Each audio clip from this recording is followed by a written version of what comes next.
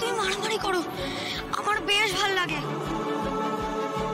তুমি আমার সামনে, আমি বিশ্বাসই করতে পারছি না। Dream come true. এই সুপারস্টার নয়, ঠিক আছে? আমি কিন্তু তোমার কাকু হই। সাক্ষ্য আঙ্কেল বলবে, বুঝেছো? তোমার বাবা কি বলেছে? তোমার বাবা আমার খুব ভালো বন্ধু। কি রে, বলেছিস ওকে? Really dad? সাহেবদা গিফটটা দাও। এই যে সাক্কু আঙ্কেলের তরফ থেকে তোমার জন্য একটা গিফট, ধরো। আমার ফেভারিট হিরো আমাকে গিফট দিয়েছে। আমি আমার স্কুলের সব ফ্রেন্ডসদের বলবো, আর হসপিটালেও গিয়ে বলবো। তুমি জানো আমার এখানে অনেক ফ্রেন্ডস আছে, আমাকে এখানে মাঝে মাঝে যেতে হয়। তোমার জন্য এই একটা গিফট না, তোমার জন্য আরো অনেক বড় গিফট আছে, দেখবে? হ্যাঁ।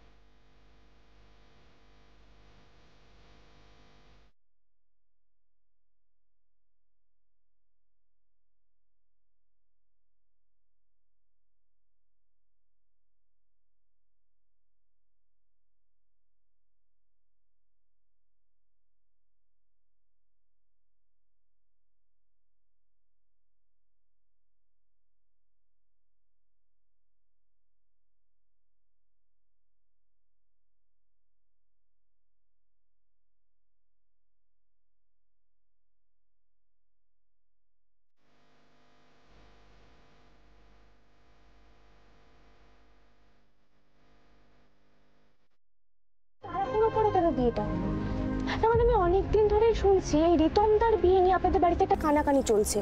মানে রিতমদার বিয়ে যে হবে সেটা নাকি কেউ ভাবতেই পারেনি। কেন ভাবতে পারেনি স্যার? রিতমদার মধ্যে কি কোনো গন্ডগোল আছে স্যার? আমার মন বলছে আপনারা সবাই জানেন, কিন্তু আমার কাছ থেকে লুকিয়ে যাচ্ছেন। স্যার প্লিজ বলে দিন না আমাকে, আমার দিদি ঠিক কি বিপদে পড়েছে বলে দিন না স্যার প্লিজ। ওয়েট আশিম, রিতমের মধ্যে কোনো গন্ডগোল নেই। তাহলে আপনার মা কাকু কাকিমারা যে বলছিলেন? না, দ্যাটস নাথিং। তুমি ব্যাপারটা বোঝো। দেখো যা হয় আর কি, মানে মা কাকিমণি পিসিমণি এরা না বরাবর নিজেদের মধ্যে ওদের ছেলেদের নিয়ে রেষারেষি করে এসেছে। দেখো আমার তো স্টেডি গার্লফ্রেন্ড আছে মধুবনী, দুদিন বাদে ওর সঙ্গে আমার বিয়ে। আর সায়কের বিয়েটা সিজার সাথে অলরেডি ফিক্সড। অথচ পিসিমণি রিতমের জন্য কাউকে শোকেস করতে পারে। রিতম যদিও এই ফ্যামিলি প্রেশারটাকে কাটিয়ে উঠেছে, ও জোর গলায় বারবার বলেছে যে ও আগে ওর ক্যারিয়ারে সেটেল হতে চায়, এখন বিয়ে করতে চায় না, পরে বিয়ে করবে।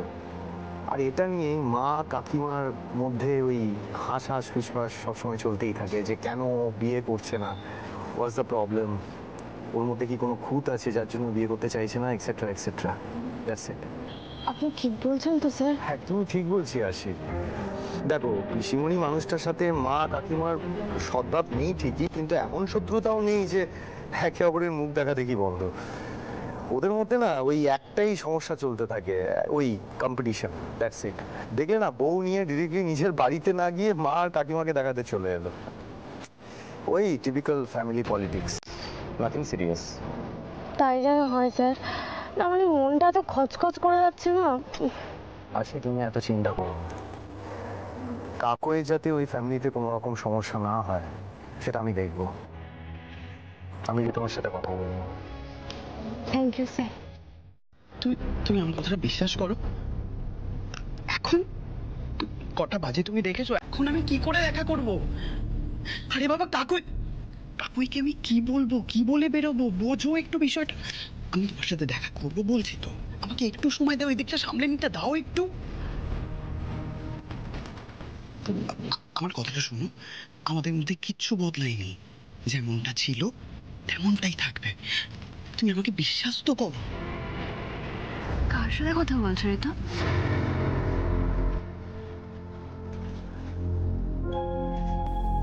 কি বদলাবে না? আরে বন্ধু ফোন করেছে, বলছে যে বিয়ের পর আমি নাকি বদলে যাবো, সবকিছু চেঞ্জ হয়ে যাবে। এটা কখনো হয় বলো? ফালতু বন্ধু। এই রাখতো ফোনটা, টাটা। তুমি তুমি তুমি এসো, বসো। কেমন লাগছে আমার বাড়ি? নতুন জায়গায় কোনো অসুবিধা হচ্ছে না তো? কোনো অসুবিধা হচ্ছে না। তুমি, মা, বাবা সবাই খুব ভালো।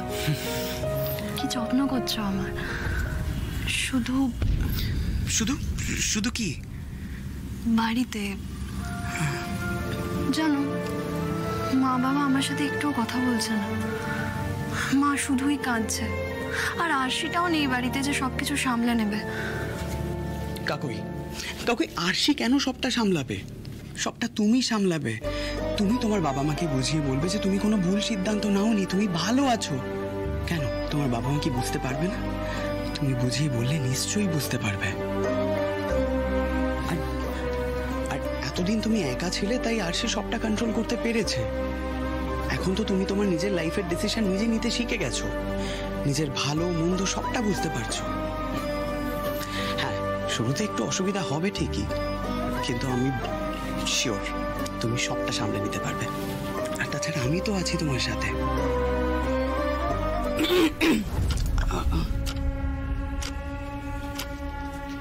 বাবা, বর বউ মিলে খুব গল্প হচ্ছে দেখে। বাবা, অনেক রাত্রি হয়ে গেছে, যাও গেস্ট রুমে তোমার বিছানা রেডি করা আছে, যাও গিয়ে শুয়ে পড়ো। গেস্ট রুমে ওর শোবে কেন? ওমা, সে কি কথা, আজ তো তোমাদের কাল রাত্রি বলে কথা না। দেখো, আমরা কেউ আজকালকার দিনে এসব মানামানি করি না, তাই মুখ দেখলে অসুবিধা নেই। তা বলে কি এক বিছানায় শোয়াটা ঠিক দেখায় বলো? আজকে আমি তোমার সাথে শোবো।